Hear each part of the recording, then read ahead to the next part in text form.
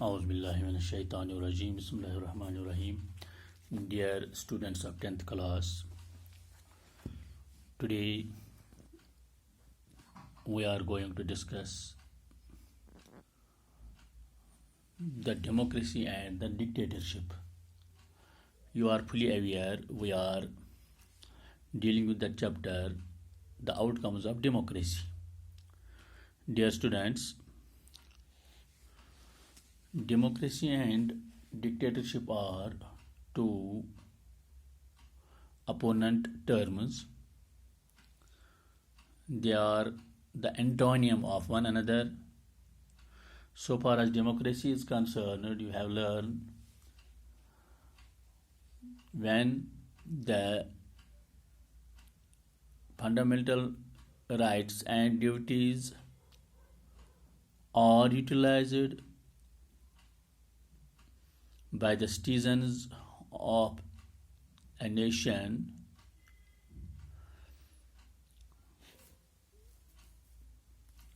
it is known as the democracy. Under democracy, there is no caste, color, creed, sex, religion, and other these inequalities. You have learned that in democracy, people have every freedom. They have freedom of speech, they have freedom of religion, they have freedom of education, they have the freedom of constitutional remedies, they have the freedom of if there is any type of exploitation, they can follow the path to get justice. So, when we talk of the democracy, there is secularism in every nook and corner. But so far as dictatorship is concerned, dictatorship, as I already mentioned, is the opponent term. It is the antonym of democracy. Under dictatorship, there is always one man show. There is always the autocratic ideas. There is the emperor or the dictator.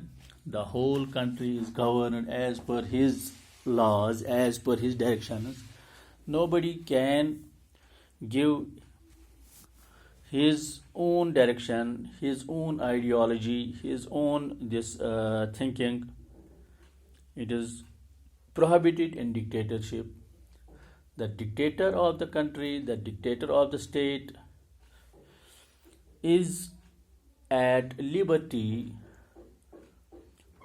to channelize his ideology, to give his ideas, to give his rulings, to give his directions, to run the country, to run the nation. You have learned the term Nazism and Fascism. The founders of these two terms were actually two dictators. The founder of fascism was the Mussolini, and the Nazism was the Adolf Hitler.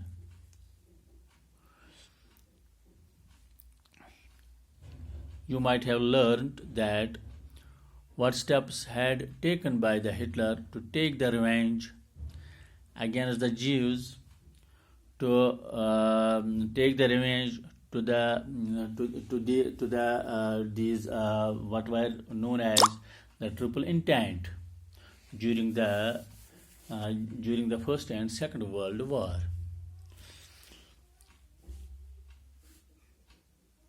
Under dictatorship, the people are not given their rights. It is up to the dictator what rights he will give to the people, to his subjects. The people have to follow, people have to accept these rules. So in the present scenario of democracy, in present this societies, in present this culture, there is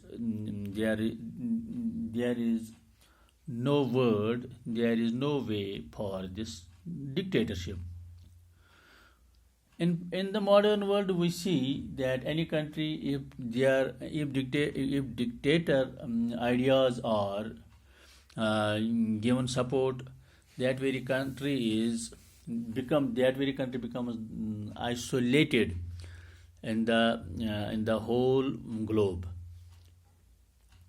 because under dictatorship the people are not given the right to vote, they have no right to give any suggestion to the dictator. The dictator is wholly and solely responsible for each and every step he takes for his country.